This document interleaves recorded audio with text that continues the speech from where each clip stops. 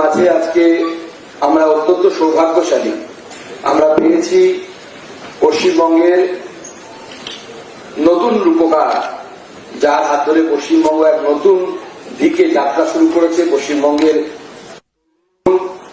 মুখ্যমন্ত্রী এবং যিনি বাংলাকে মাননীয় প্রধানমন্ত্রী নরেন্দ্র মোদী যে দিশা দেখিয়েছে সেই দিকে নিয়ে যাচ্ছেন, আমাদের সকলের প্রিয় শ্রদ্ধেয় শ্রী শুভেন্দু অধিকারী মহাশয়। আজকে তিনি আমাদের মাঝে রোজগার মেলায় উপস্থিত আছেন, এটা আমাদের জন্য পরম সৌভাগ্য। মাননীয় জিএম ইস্টার্ন রেলওয়ে তিনি আমাদের মাঝে আছেন, মাননীয় ডিআরএম শিয়ালদা, এবং আমাদের মাঝে বিধায়ক মাননীয় শ্রী রিতেশ তিওয়ারি, রিতেশ দা তিনিও আমাদের মাঝে উপস্থিত আছেন। এবং রিতেশ দা খুব পরিচিত মুখ, এই এলাকা শুধু নয়, গোটা পশ্চিমবঙ্গের অন্যতম পরিচিত একজন রাজনৈতিক ব্যক্তিত্ব টিভি মিডিয়া দৌলতে, এবং অন্যান্য রেলের আধিকারিক যারা এখানে উপস্থিত আছেন, এবং সব থেকে গুরুত্বপূর্ণ যারা নতুন চাকরি পেয়েছেন, আজকে নতুন কর্মজীবনে যারা আজকে প্রবেশ করছেন, তাদের সকলকে প্রথমে আমার তরফ থেকে অনেক অনেক অভিনন্দন, অনেক অনেক শুভেচ্ছা। আমার তরফ থেকে আপনাদের যাত্রাপথ সবার শুভগম হোক। এবং আমাদের এখানে যারা হয়তো সবাই বাংলা বোঝেন না, আমি জানি না এর মধ্যে অন্যান্য স্টেটেরও কারা আছেন যারা চাকরি পেয়েছেন, তো from my and I would like to heartily congratulate all of you because it is the new beginning of your life. আজকে মাননীয় প্রধানমন্ত্রী হাত ধরে, নরেন্দ্র মোদীজির হাত ধরে আমাদের বেকার যুবকদের কর্মসংস্থানের জন্য এই রোজগার মেলা আজকে 19তম তার এডিশন, সেই এডিশনে আমরা এখানে উপস্থিত আছি। 50,000-এরও বেশি যুবক এবং যুবতী তারা আজকে নতুন কর্মজীবনে তারা প্রবেশ করবে। এবং সব থেকে গুরুত্বপূর্ণ যে মাননীয় মুখ্যমন্ত্রী আমাদের মাঝে আছেন, কারণ এটা আমার দ্বিতীয়, এই সভাগৃহে আমার দ্বিতীয় বার আসা। আমি এর আগেও একবার এসেছি, কিন্তু এবারে এটা কোয়াইট ডিফারেন্ট যে আমাদের মাঝে আমরা মাননীয় মুখ্যমন্ত্রীকে পেয়েছি, তাই আমাদের এই সভা এবং এই রোজগার মেলা জৌলুস অনেকটাই বেড়ে গেছে। এবং এই যে 19তম এডিশন হচ্ছে, এবারও প্রায় 50,000-এরও বেশি যুবক যুবতী তারা গোটা ভারতবর্ষ ব্যাপী এবং পশ্চিমবঙ্গের প্রায় 1,000-এর কাছাকাছি যুবক যুবতী তারা আজকে এই কর্মসংস্থান রোজগার মেলার মধ্য দিয়ে তারা কর্মসংস্থানে প্রবেশ করছে। এবং এতগুলো এডিশন হয়েছে, আমি বরাবরই যেটা উল্লেখ করি যে মাননীয় প্রধানমন্ত্রী নরেন্দ্র মোদীর নেতৃত্বে not a single case or allegation of corruption has been recorded till now. এখানে ইউনিয়ন ব্যাংক অফ ইন্ডিয়ায় যারা চাকরি পেয়েছেন, আমি শুধু জানতে পেরেছি, আমাকে রেলওয়ের আধিকারিকরা জানালেন যে কল্যাণী এমসের প্রচুর যারা কর্মসংস্থান পেয়েছেন, যারা চাকরি পেয়েছেন, তারা এখানে আছেন। অন্যান্য সেক্টর তারা আছেন, থাকবেন। আমরা গর্বের সাথে বলতে পারি যে ভারতবর্ষ এই মুহূর্তে এমন একজন প্রধানমন্ত্রীকে পেয়েছেন যার নেতৃত্বে এরকম 19তম সংস্করণ হচ্ছে, অথচ একটাও পর্যন্ত দুর্নীতির অভিযোগ নেই। এবং এটা নরেন্দ্র মোদীর মতো প্রধানমন্ত্রীর দ্বারাই সম্ভব, অন্য কারো দ্বারা সম্ভব। এবং এখানে আমি অন্ততপক্ষে বুক ঠুকে বলতে পারি, কারণ আমি মাননীয় মুখ্যমন্ত্রীর সাথে কাঁধে কাঁধ মিলিয়ে অনেকটা সময় রাজনৈতিক লড়াইয়ের অভিজ্ঞতা আমার আছে। এখন পশ্চিমবঙ্গকে যেভাবে আপনারা দেখেছেন, এবার আপনারা অন্যরকম দেখবেন করে বলতে পারি। এবং ঠিক যেভাবে মাননীয়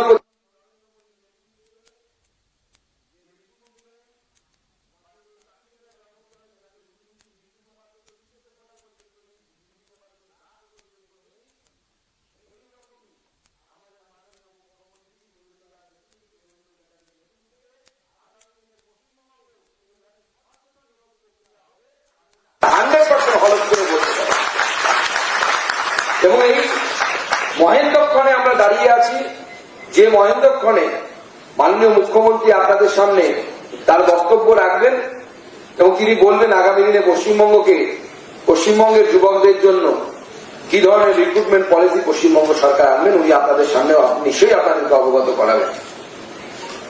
আমরা এতদিন পর্যন্ত পশ্চিমবঙ্গে প্রায় দীর্ঘ 50 বছর সবসময় দেখেছি কেন্দ্রের যে সরকার থেকেছে তার বিরোধী একটি রাজনৈতিক দল পশ্চিমবঙ্গে ক্ষমতায় থেকেছে।